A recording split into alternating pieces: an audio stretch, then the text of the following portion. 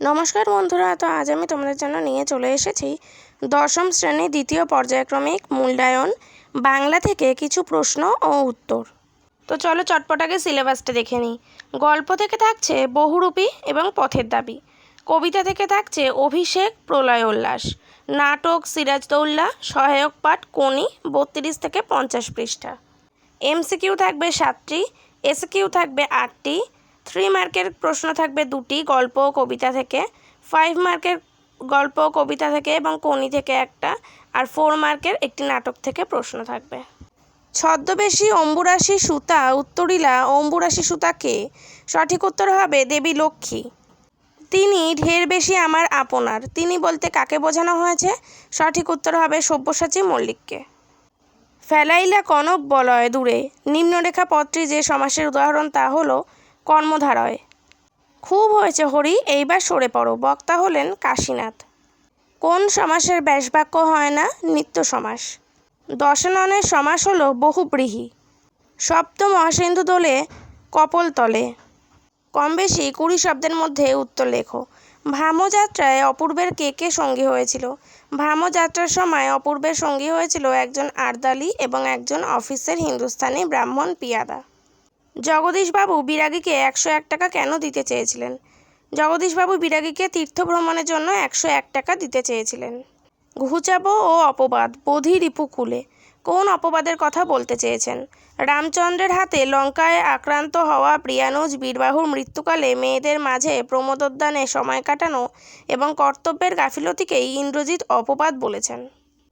আসবে উষা অরুণ হেসে, উষা কখন আসবে? কাজী নজরুল ইসলামের প্রলয়োল্লাস কবিতায় উষা আসবে মহানিশা শেষে করুণ বেশে সূর্যোদয়ের হাসি নিয়ে। কাপিলা জলধি, জলধি কেঁপে ওঠার কারণ কি? মেঘনাদ রাগে তার ধনুকে সিঞ্জিনি টেনে যে টঙ্কার ধ্বনি ছেড়েছিল তার ফলেই লঙ্কা এবং সমুদ্র কেঁপে উঠেছিল।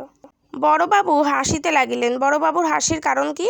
জগদীশবাবু যখন বললেন গিরিশ মহাপাত্রের মাথায় মাখা লেবুর তেলের গন্ধে থানাশুদ্ধর লোকের মাথা ধরে গেল, তখন বড়বাবু এই কথা শুনে হাসতে লাগলেন। সমস্যমান পদ কাকে বলে? যে যে পদ মিলে সমাস হয় তাদের প্রত্যেককেই সমস্যমান পদ বলে। যেমন ভাই ও বোন ইজ ইকুয়াল টু ভাই বোন, এখানে ভাই ও বোন সমস্যমান পদ। পূর্বপদের এ বিভক্তি লোপ পায় কোন সমাসে? পূর্বপদের এ বিভক্তি লোপ পায় তৎপুরুষ সমাসে। রামদাস আর কোনো প্রশ্ন করিল না। নিম্নরেখা দুটির ব্যাসবাক্য সহ সমাসের নাম লেখো। রামদাস, রামের দাস, সম্বন্ধ তৎপুরুষ। সংখ্যাবাচক বহুব্রীহি এবং দ্বিগুণ সমাসের একটি পার্থক্য উল্লেখ করো। দ্বিগু সমাসে পরপদের অর্থ প্রধান হয়, কিন্তু সংখ্যাবাচক বহুব্রীহি সমাসে অন্য পদের অর্থ প্রাধান্য পায়।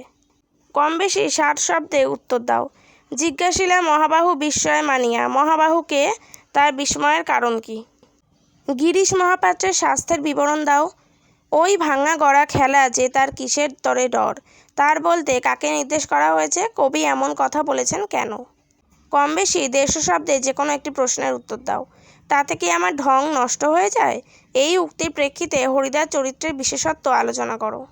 নমি পুত্র পিতার চরণে করজোড়ে কহিলা, পিতা ও পুত্রের পরিচয় দাও। পাঠ্যাংশ অবলম্বনে পিতা ও পুত্রের কথোপকথন নিজের ভাষায় লেখো। কম বেশি 125 শব্দে যে কোনো একটি প্রশ্নের উত্তর দাও। এইবার হয়তো শেষ যুদ্ধ, কোন যুদ্ধের কথা বলা হয়েছে? বক্তা এই যুদ্ধকে শেষ যুদ্ধ বলেছেন কেন? বাংলার এই দুর্দিনে আমাকে ত্যাগ করবেন না, কাদের উদ্দেশ্যে একথা বলা হয়েছে? কোন দুর্দিনের জন্য এই আবেদন? কম বেশি 150 শব্দে যে কোনো একটি প্রশ্নের উত্তর দাও। এটা বুকের মধ্যে পুষে রাখুক। বুকের মধ্যে কি পুষে রাখার কথা এখানে বলা হয়েছে? খিদ্দা কেন এমন ভাবছেন? কিন্তু ওর সাঁতার তাহলে আর হবে না। বক্তাকে উদ্দিষ্ট ব্যক্তির সাঁতার হবে না কেন? উক্তিটির মধ্যে দিয়ে বক্তা যে আরতি ফুটে উঠেছে তা লেখো। কম বেশি 150 শব্দে যে কোনো একটি বিষয়ে প্রতিবেদন লেখো। বিদ্যালয়ের একটি সাংস্কৃতিক অনুষ্ঠান বিষয়ে একটি প্রতিবেদন রচনা করো। মানুষের সচেতনতার অভাবে শহর আজ প্লাস্টিকে ভরে উঠেছে, এই বিষয়টি অবলম্বনে একটি প্রতিবেদন রচনা করো।